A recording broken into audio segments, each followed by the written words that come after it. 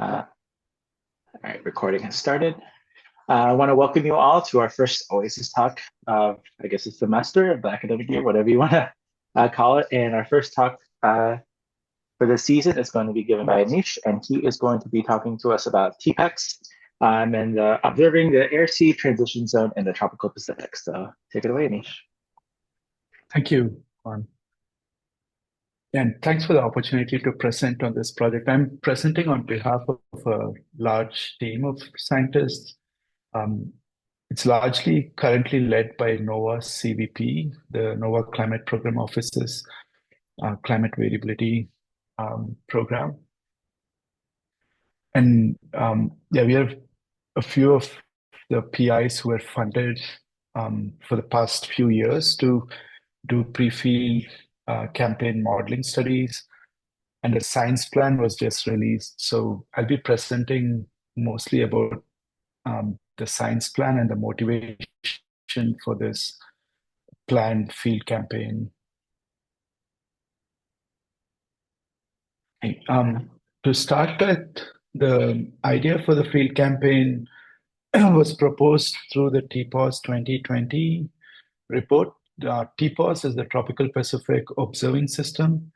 The Tropical Pacific has been observed for decades now, and more recently, about a decade ago, there was a plan started in the community to redesign the Tropical Pacific Observing Array, and this led to the TPOS 2020 plan. The TPOS 2020 was an international effort to advance understanding and prediction of the tropical Pacific variability. So the TPOS design is focused on a sustained observing system across the tropical Pacific, but they also recommended pilot and process studies to inform further development. So short-term intensive observation field campaigns to understand processes in the tropical Pacific.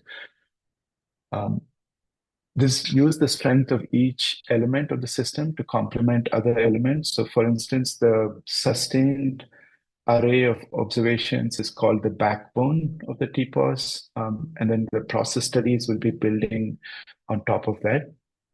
And this was recognized that most users get the TPOS data as a product that integrates diverse data sources, both of the ocean and the atmospheric boundary layer. And this can then be used to improve models and data assimilation systems, which would improve prediction downstream. The TPOS priorities are as follows. They want to advance process study research, assess observations and requirements, evaluate new technologies and intercomparisons, so new technologies and observations, as well as modeling the tropical Pacific and intercomparisons across them, coordinating efforts for system consistency and improved end-user connectivity. The tropical Pacific, as all of us, most of us know, has a global impact in terms of weather as well as climate. It affects the occurrence and prediction of many extremes, environmental extremes like precipitation, fire weather, tropical cyclones, air quality, flooding or droughts, as well as heat waves across the globe. In addition, the tropical Pacific regulates marine surface fluxes, both biogeochemistry fluxes like carbon fluxes or oxygen fluxes, as well as heat fluxes, momentum fluxes. It also regulates ocean mixing and circulation and biological productivity.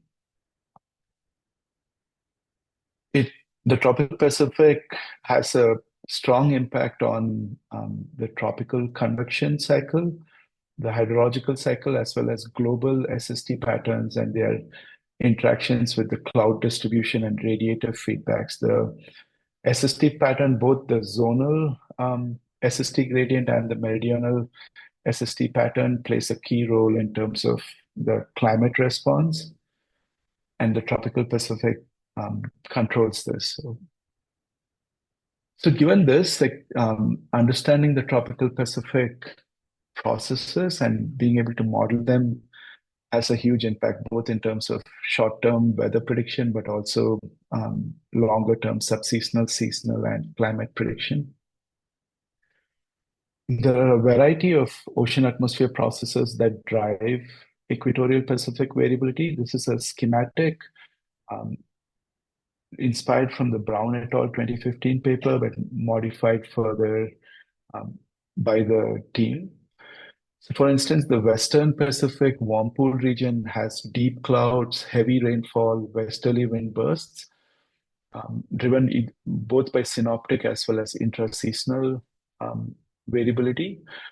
It has a deep thermocline in the ocean, as well as a barrier layer where salt stratification and temperature stratification matters. In terms of the East Pacific, on the other hand, has shallow clouds, very little rainfall, easterly trade winds. It has a shallow thermocline as well as a submixed layer mixing. So the East and West are very different, and the Central Pacific, or the region between them, um, has the eastern edge of the warm pool, which is usually defined as the 28.5 degrees Celsius isotherm in the SST. The eastern edge of the warm pool migrates east and west, both seasonally as well as interannually. We also see equatorial fresh jets in the Central Pacific and strong ocean atmosphere coupling in this region, with the convection shifting from deep to clear skies or shallow convection. In terms of how models represent the tropical Pacific, the current generation models still struggle with many of these processes. So here are just three examples. The first one is about the westerly wind burst. The blue is the reanalysis climatology of westerly wind bursts, and the red is the CMIP model climatology.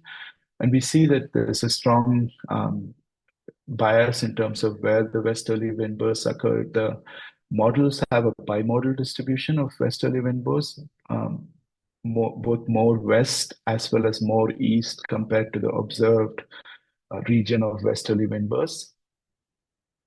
In terms of oceanic Kelvin waves, the top panel is showing the observed SSH variability of Kelvin waves, and the bottom is the T20 depth in models and in the CMIP models. And we see the strong bias in terms of where the Kelvin waves variability occur in the models compared to observations. It's shifted more eastward in the models.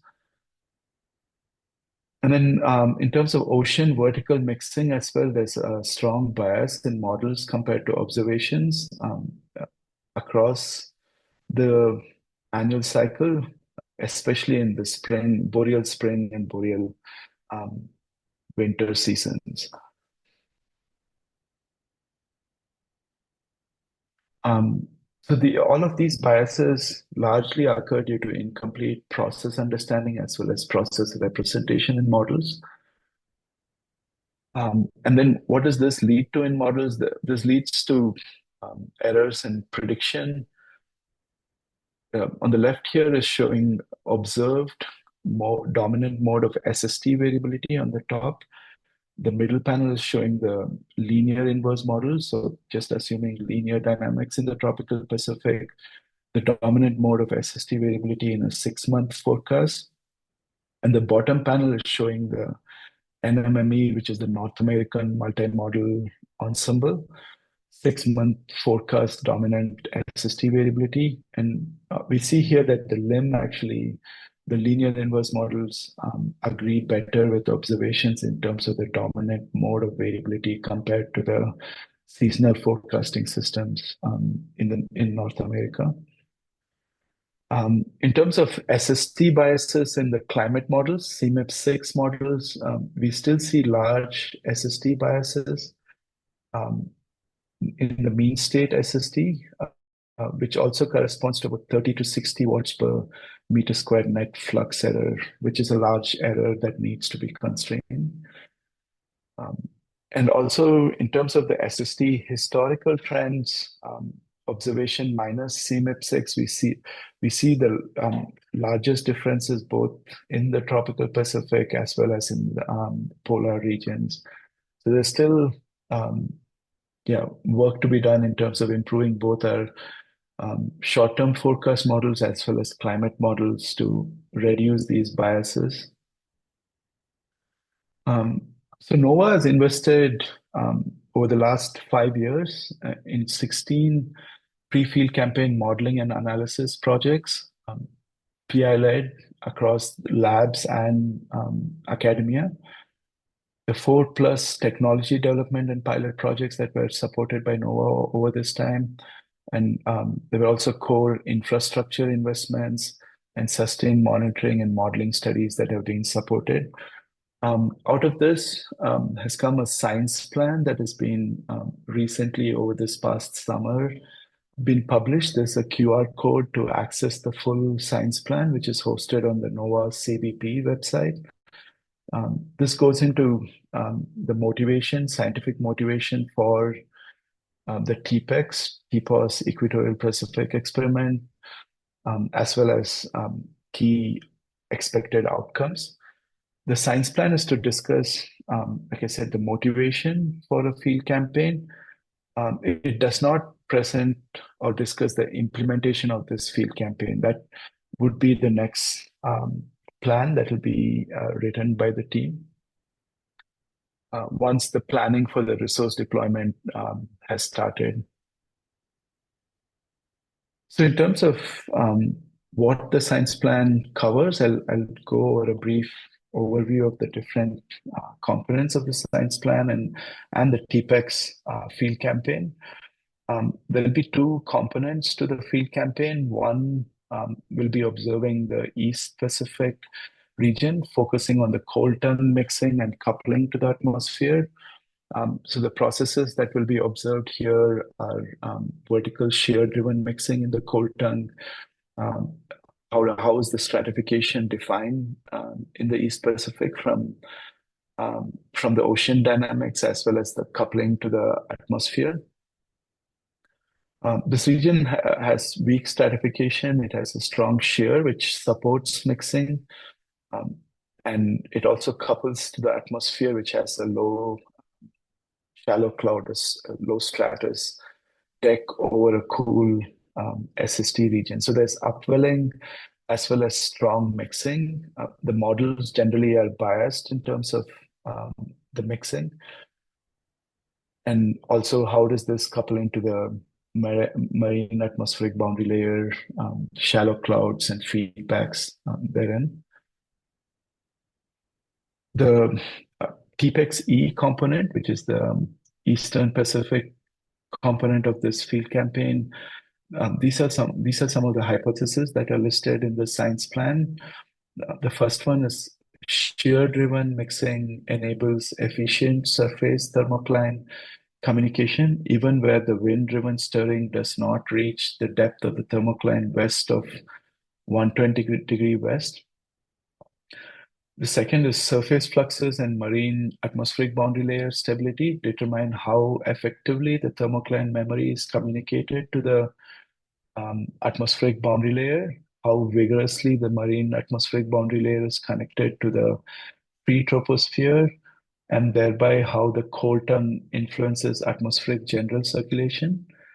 The third hypothesis is the chain of local and remote processes, which are outlined in the science plan, how they constrain upper ocean mixing in the cold tongue. That is the main from below control of SST.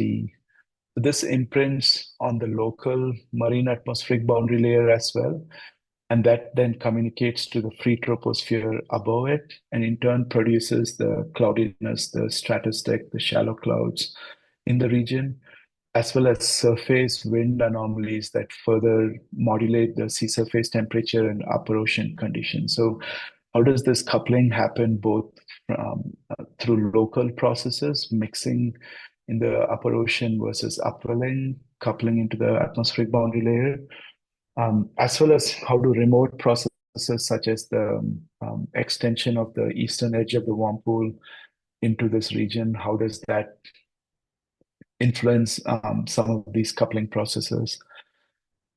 The fourth is ocean mixing plays a strong role in modulating the downwelling of oxygen, as well as the upwelling of carbon and sulfur containing gases that are precursors to CCNs.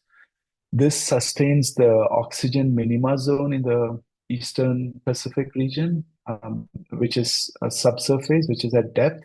It also drives intense surface CO2 outgassing, in addition to affecting cloud processes and surface solar radiation absorption in this region. In turn, ocean mixing and upwelling also regulates chlorophyll variations of the near surface water, which determines the vertical profile of penetrative solar radiation, SST, fluxes, and ENSO variability. So as you see, the hypotheses are across like physical ocean as well as atmospheric processes, and also the biogeochemistry processes and the biogeochemical cycles in this region.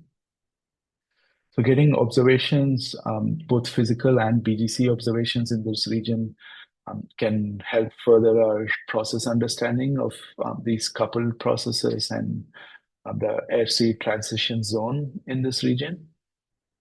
So that's one of the planned components of this field campaign.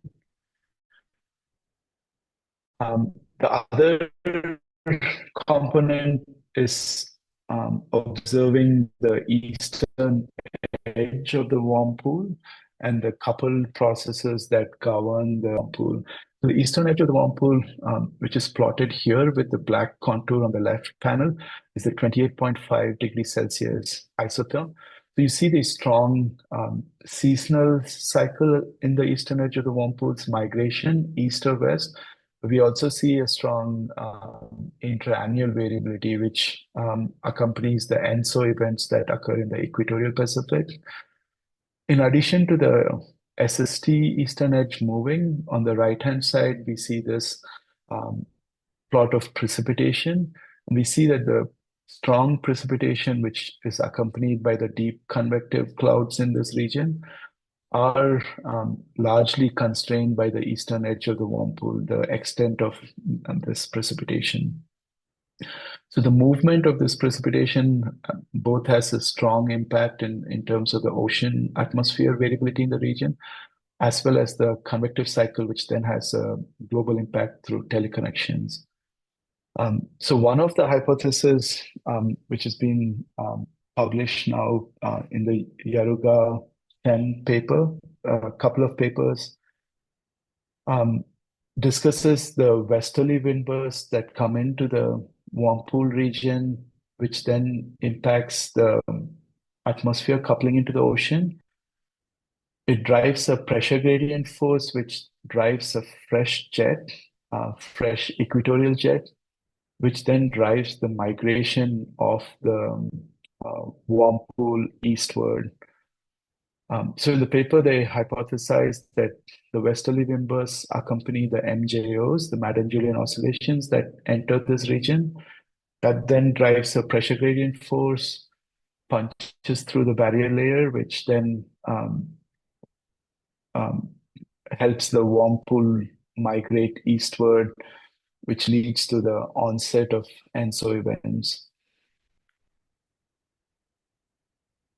So some of the science questions that are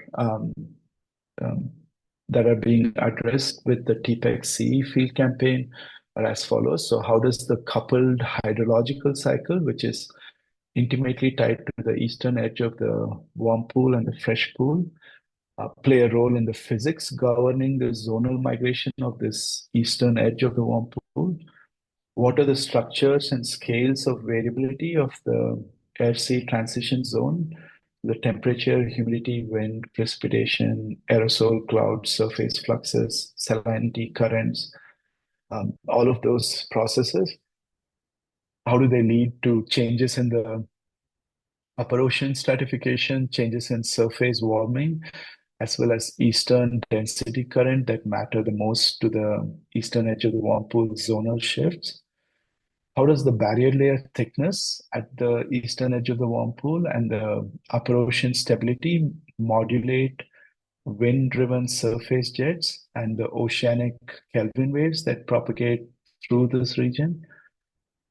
And then how does the air-sea transition zone change across the strong SST and salinity gradients? So um, across the eastern edge of the warm pool, we have strong SST gradients as well as strong salinity gradients with the warm pool being fresher, the upwelling zone on the east of the edge being more saline.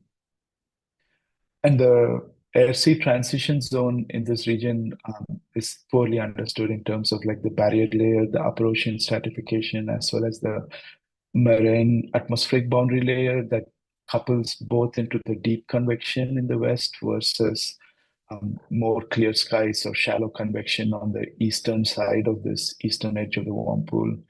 So understanding surface fluxes and air sea interaction in this region is one of the key motivations. Further, how do changes in atmospheric convection and its organization in response to the eastern edge of the warm pool zonal shifts participate in maintaining and extending those shifts? So, like we saw, there are both seasonal time scale, um, sub-seasonal time scale, as well as interannual time scale shifts in the eastern edge of the warm pool. So how does like the deep convection on the west versus shallow convection on the east and the organization of these deep convective clouds, how do those respond to the zonal shifts, but also feed back into the upper ocean and help maintain or extend those shifts in the eastern edge of the warm pool? And then the last one is what is the role of the ocean biogeochemical processes in the air-sea coupling and the warm pool variability? And this is poorly understood. There are a few studies that show the biological activity, for instance, the chlorophyll in the region also plays a role in terms of the upper ocean heat budget by absorption of solar radiation. And then this can then influence the upper ocean heat budget and the mixed layer processes. But there's not much observations. There's been no field campaign in the Central Pacific. There's been field campaigns both in the Eastern Pacific as well as the warm pool region, like the Toga Core field campaign, but none so far with intense observations of both the physics and the biogeochemistry in the Central Pacific.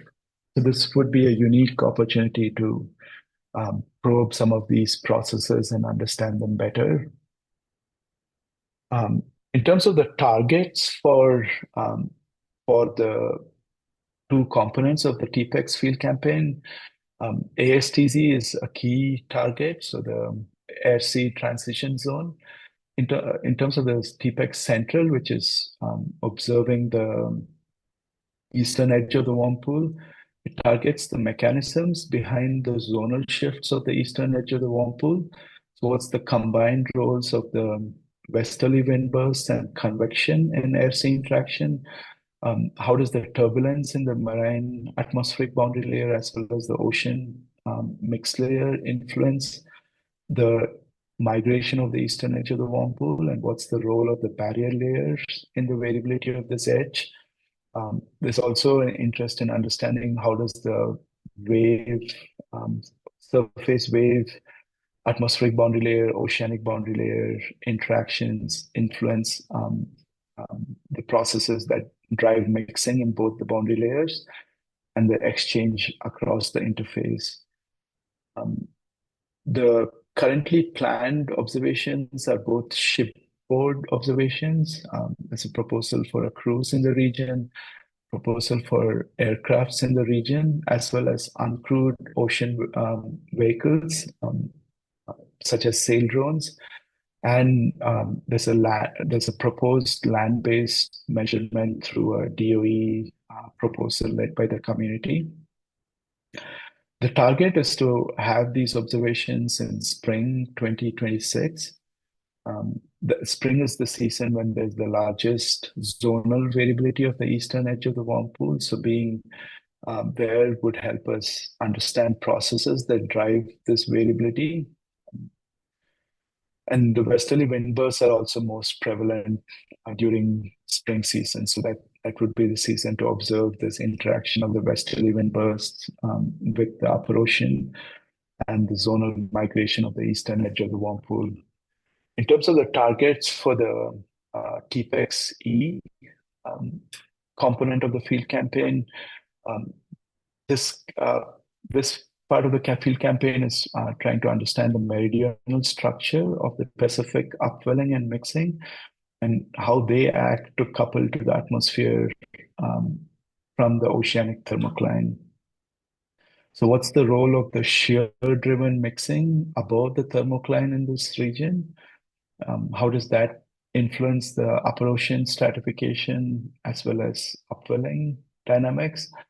What's the role of the variable wind regimes in the air-sea interaction and mixing in this region? And the interaction of the upper ocean with the marine atmospheric boundary layer and its stratus clouds in this region. So for this, there's a plan to deploy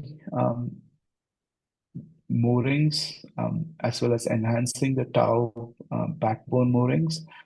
There's also a plan to deploy ocean assets, observation assets over a long time period. So the plan is to deploy them in fall 2026 and then recover them a year later in fall 2027.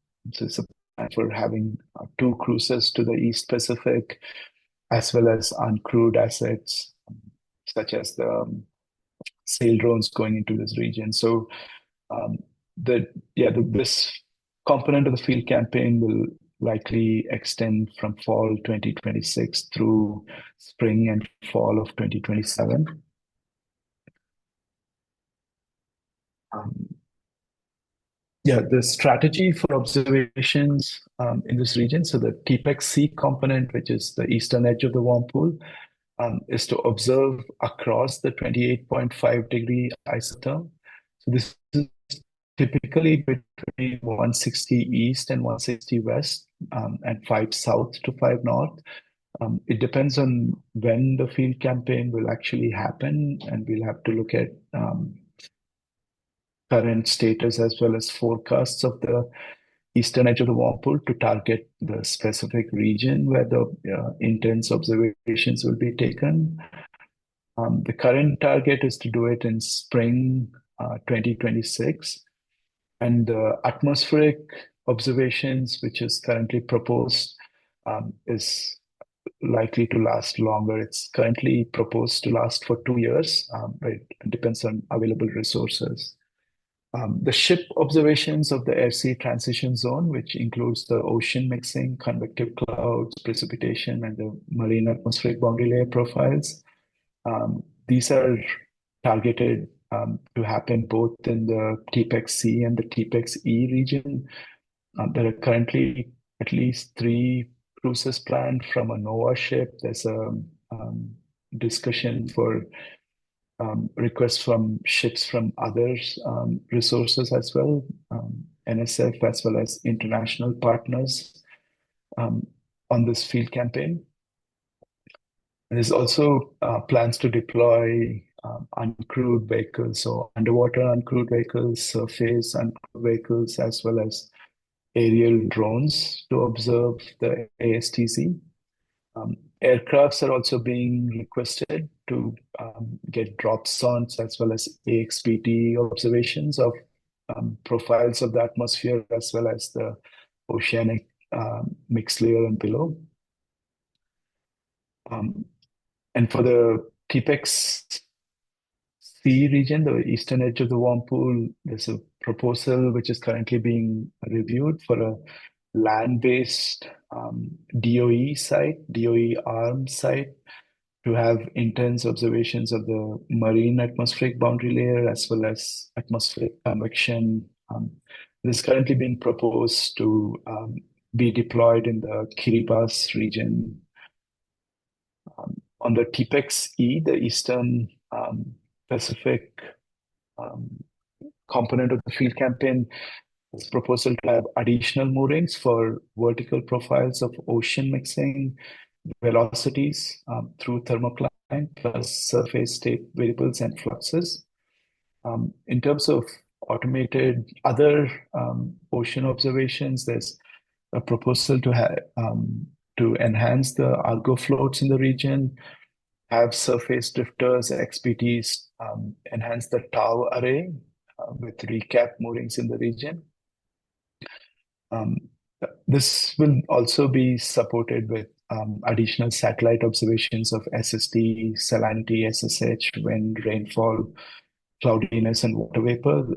NASA has funded a few projects, both under the salinity mission as well as the altimeter mission, to do modeling studies as well as satellite processing studies for the tropical Pacific. And then this will also be supported by real-time forecasts and state estimation to guide both field operations and provide early interpretation and quantification of the value and impact of the field observations collected.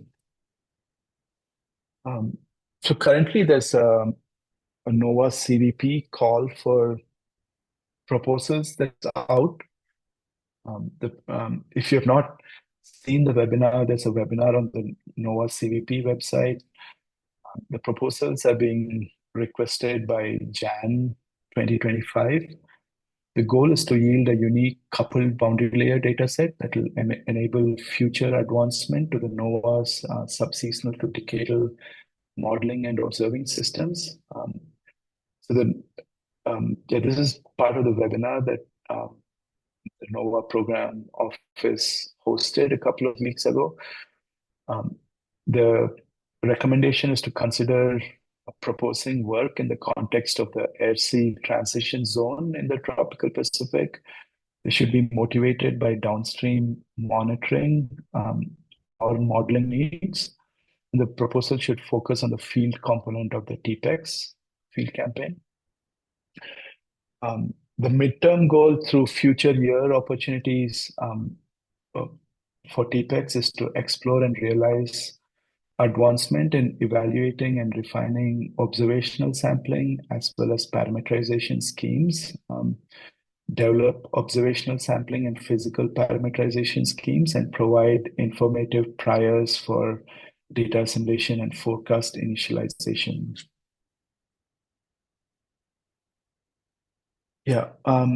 Finally, the current funded team is engaging with other funding agencies within US as well as international partners within US.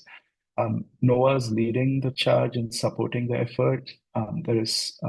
NASA has supported a few teams to support TPEX, mainly scientific studies that motivate the observational field campaign. And there's also proposals that are going into NSF and DOE to be part of the field campaign team.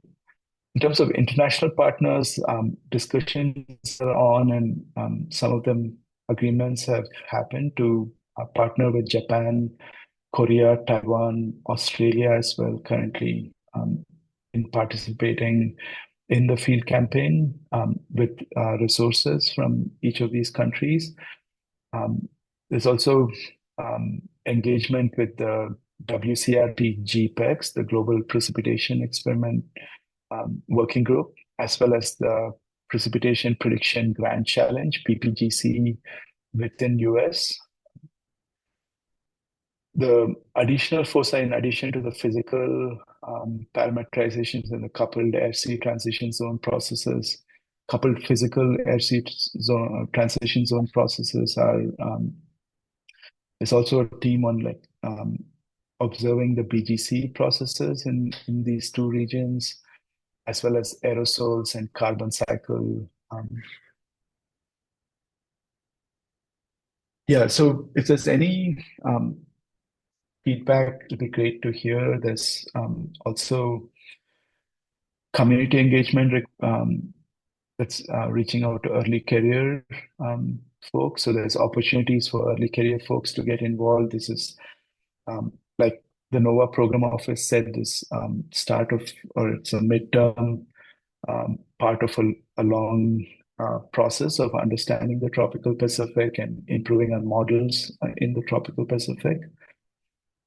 There's also opportunity to provide feedback on the science plan and the impact story. And yeah, any suggestions on observing strategies or other potential engagement with the community on the field campaign would be very welcome. Yeah, with that, I'll end the talk here and I'm happy to take questions and discuss further. Thanks. All right. Thank you so much, Anish. Um, Thanks. Plenty of time for questions. So if you have a question, feel free to unmute yourself, ask away. Yeah, David, go ahead. Thank you. Wonderful talk. Thank you. I noticed in about 3 slides before your thank you slide, could have been 4, you had a nice summary of, no, one more back, this one. No, no, okay, thank you. It's like an oscillation. I noticed that the third line from the bottom, where you have basically in situ measurements, was it inadvertent or advertent that you don't have CTDs in the salinity profile? Oh, I think the CTDs are currently in the, yeah, it's not distinguished completely well, but the CTDs would likely happen with the ship observations, right? Which is the um, third row from the top. So the planned ship cruise observations will have CTD observations, profiles of temperature and um, salinity. The in situ observations, I think these are more planned for independent of ship observations, I would say. Well, actually, Does in that, situ actually means a yeah, ship. sorry. So Yeah, in let's situ not try does to mean ship. confuse a simple problem. So No, I gather yeah. this is inadvertent. So the next Yeah, it version is will show a inadvertent. CTD, a simple CTD that most ships carry and everybody uses. Thank you very much, Yeah, Anish. Wonderful. thanks. Thank you.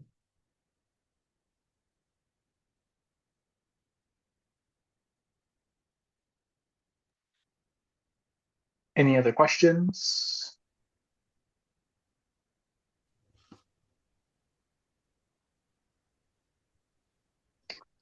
I guess I'm curious, you quickly passed over to satellite observation. So do you have an idea of like Yeah. uh, what instruments are currently in space that you might want to use or ones that are going to be launched in the future that you want to use in coordination with TPEX? Yeah, sure. Yeah, I would say, I mean, the salinity would be a big, like Aquarius and other missions. There's currently studies ongoing in terms of, like even with NASA GMAO in terms of assimilating Aquarius satellite salinity observations into the NASA model and then Hmm. looking at with and without salinity observations, how does that impact? And so, Okay. for instance, so it's work led by the NASA GMAO team that's published like a couple of years ago in terms of showing that salinity assimilation does improve, and so prediction.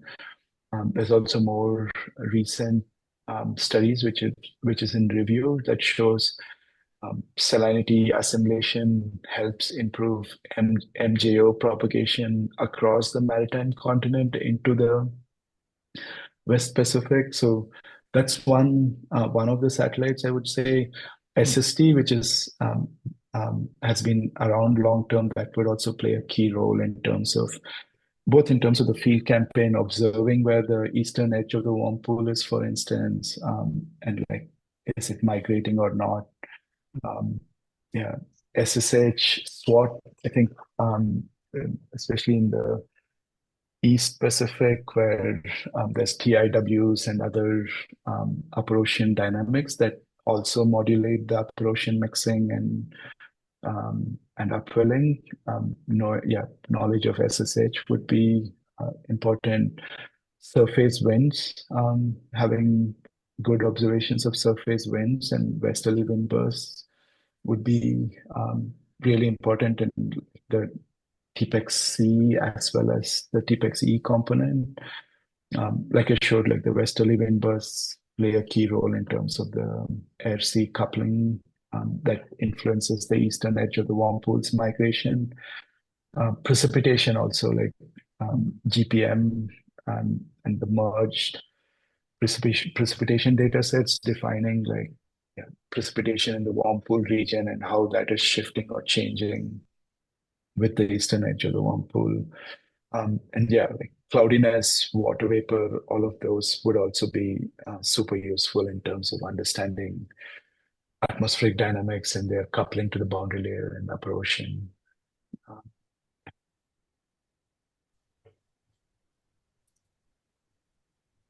Awesome. Thank you.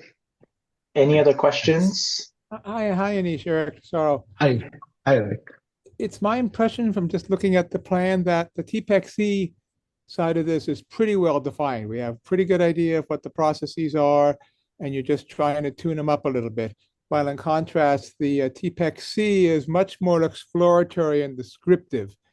Is that a fair characterization? In other words, it's not so clear what's going to happen with results. Am I fair in characterizing it that way? I would say, yeah, you are fair, Eric. And I mean, one of the reasons is we have not had intense air sea field campaign in the central Pacific in the eastern edge of the warm pool, right? So most of the science questions are defined by modeling studies or like satellite and modeling studies. Yeah, I think the key, process understanding that that's the target for the TPEX-C, the eastern edge of the warm pool, is what's the air-sea interaction look like when the eastern edge of the warm pool is migrating, right? And the models say different things. There's no like single hypothesis, I would say that. But then there are studies like the one led by Shui Chen, student and her team, that give like a hypothesis for the migration of the eastern edge of the warm pool. So yeah, I would say that's fair. Like the eastern edge of the warm pool is more complex in terms of the upper ocean coupling into the deep convective atmospheric processes.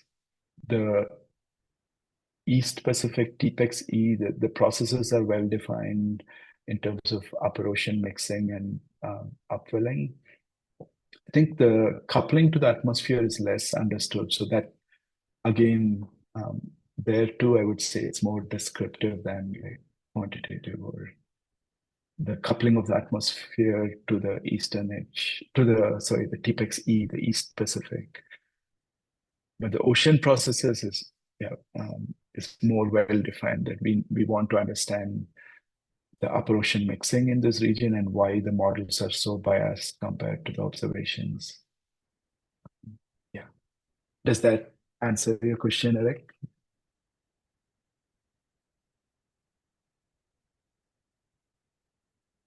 Oh, I think you're on mute, Eric. I don't hear you.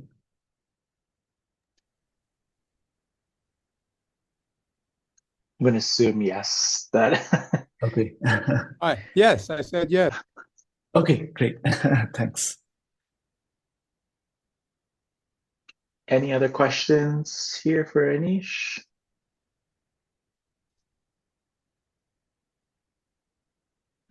Before we log off, I was looking at that Google form that you had in the QR code. Yeah, so I don't know if you can QR pull, code. or at least Yeah, the so the last first one one is there. this.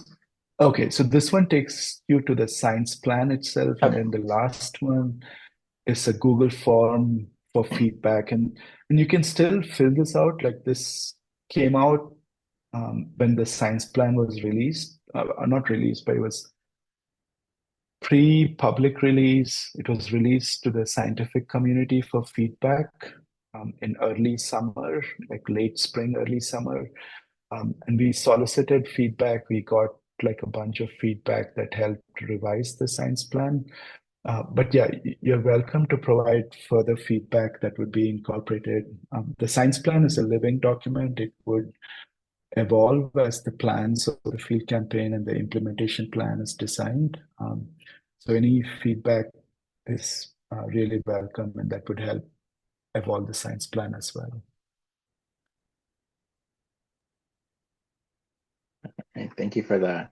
Hopefully, more people scan it to submit their feedback. I guess with that, if there's any last minute questions. I'm going to throw another go one. ahead. I'm Go never ahead. done. I'm never done with this. You mentioned that one of the big issues in TPEX-E is the our model biases, and it wasn't clear. I was scanning back through your slides. It wasn't clear to me exactly what the biases, particularly from the ocean point of view, are. I mean, perhaps I missed something in the central in the region. In the central region. In the Central Pacific, Central Eric, Pacific, right? Okay. Yeah, Central Pacific. So for instance, the westerly wind bursts are biased in the Central Pacific that then plays a role in terms of how it couples to how the atmospheric boundary layer couples to the ocean. The Kelvin waves, for instance, like in the observations, the peak of the Kelvin waves is more Central Pacific. It's eastward shifted in the models. I don't have the plot here, but we've looked at the barrier layer thickness biases as well. And we see strong biases in the barrier layer thickness, ocean reanalysis compared to climate models, that the barrier layer thickness is to 10 in the Central Pacific. I would say those are the major, Do we have reasons? Do we have reasons to believe that those errors are due to errors in the same region? I mean, these are all very large-scale phenomenon, and could be due to biases someplace else in the model that have nothing to do with the local ocean dynamics. Yeah, that's absolutely true, Eric. I don't know how much of those biases are local versus remote, but yeah, I mean, one thing we don't know is what's the local air-sea interaction, right? Like the remote is harder to constrain with a field campaign. The remote influences will likely need like a much broader modeling as well as observation studies, but the field campaign can at least target what are the local processes when the westerly wind burst comes into the region, couples into the upper ocean, either punches through the barrier layer or does not. So those local processes can be tied down and compare them to the model. For instance, if the model is doing the local processes right, the remote influences, yes, I agree. There are strong remote influences. For instance, the westerly wind bursts can be driven both by small scale synoptic weather, like tropical cyclones are smaller, but they can also be driven by planetary scale Madden-Julian oscillations, which propagate across from the Indian Ocean. So I think targeting and understanding the local processes and comparing how well the models do locally would be useful from this field campaign. The remote influences would be a different target that's hard to pin down with a focused field campaign. Good, thank you. Yeah, thanks.